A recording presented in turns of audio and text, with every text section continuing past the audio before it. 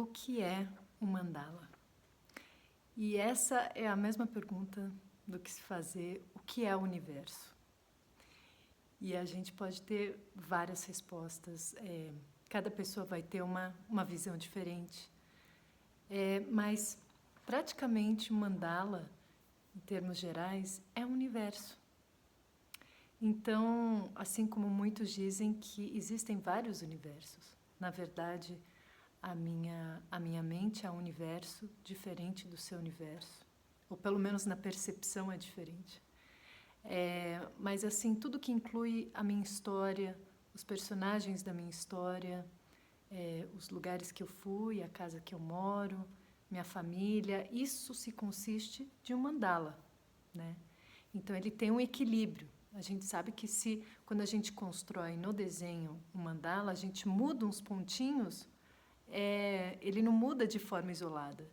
Ele muda aqui e muda toda a estrutura do mandala. Esse é o princípio principal na construção do mandala, que quando eu mudo um ângulo nesse canto aqui, o mandala muda por inteiro, a estrutura muda por inteiro. Se um membro da família sai, a gente sabe que muda o ecossistema inteiro, né? Então, esse é um princípio também do desenho. E essa relação desenho de forma exterior, de forma que eu estou concretizando essa ideia, né, do equilíbrio no desenho, eu posso contemplar também como que o mandala é na minha vida. Então, o mandala, a gente tem que entender que não é só um desenho. O mandala é uma representação do universo no sistema solar, no universo a galáxia, as galáxias e também proporcionalmente na minha vida, a minha mente, o meu modo de pensar, a minha família, o ecossistema que eu faço. A gente sabe que se a gente muda algo na natureza, uma coisinha, se a gente tira as lagartas do ecossistema, vai proliferar em outro canto, outro bicho. E essa é a ideia, tá? O mandala, acima de tudo, é uma ideia, é uma representação, tá? Então, o desenho só por si é só uma representação de algo muito maior. Então, não se esqueça dessa relação com a vida real. O mandala é real, né? Então, a coisa mais interessante, que fica mais interessante, é que todas as tradições do mundo, desde os egípcios, os maias, os druidas, os celtas, indianos, tibetanos, todos criaram a representação desse universo através de um círculo, normalmente começando com um círculo. Então, em todas as tradições, todas as religiões que usam a representação, começam geralmente com um círculo. O círculo, a gente tem que imaginar que ele quando a gente começa a desenhar, a primeira coisa que a gente desenha, mesmo se o meu mandala for quadrado, eu tenho que começar com um círculo. Porque para construir um quadrado perfeito, eu preciso fazer um círculo e dividir ele em 4. Então, todos os desenhos de todas as tradições começam com um círculo. Lembrando que o desenho final pode ser um quadrado, mas ele começou com um círculo. O círculo é a representação desse abraçar, é a representação do todo, né? Ele não tem hierarquia. Por exemplo, um quadrado, ele é diferente entre o canto e a reta, né? Ele tem polaridades. Já o círculo não. Por isso que a gente sente em círculo quando a gente quer estar por igual, né? Então, o círculo tem muitos simbolismos. Você pode ver outros vídeos aí que eu falo só do círculo.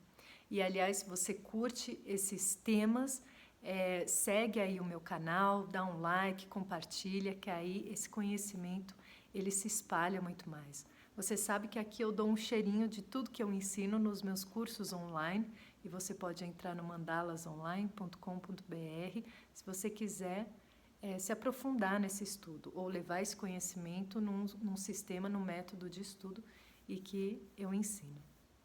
Mas continuando, na tradição, por exemplo, hindu, né, Mandalas são usados também como talismãs, como símbolos de proteção, que são chamados de yantras.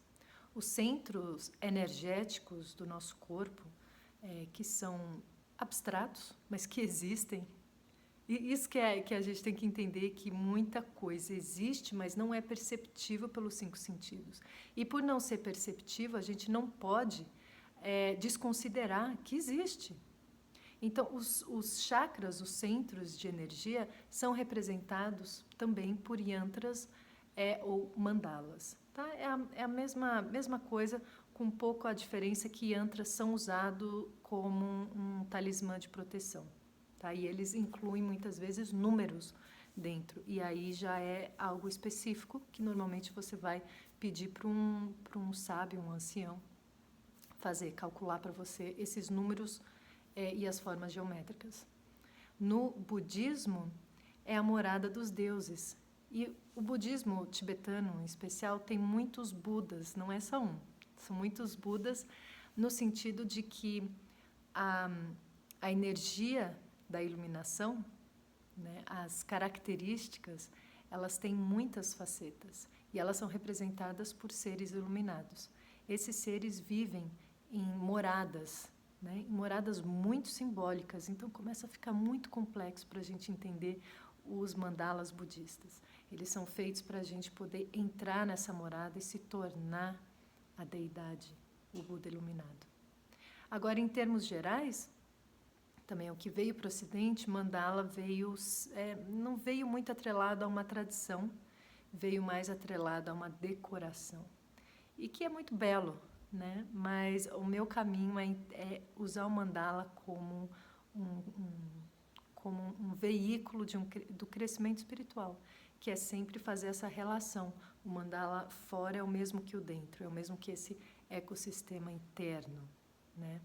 Então, você tem muitas tradições que você pode seguir, mas todos usam a geometria, porque ela é como se fosse assim, um grande arquiteto, tá? O criador,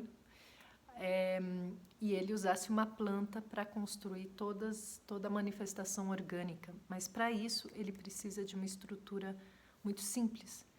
E essa simplicidade vem, então, para a geometria. Isso todos os mandalas têm em comum.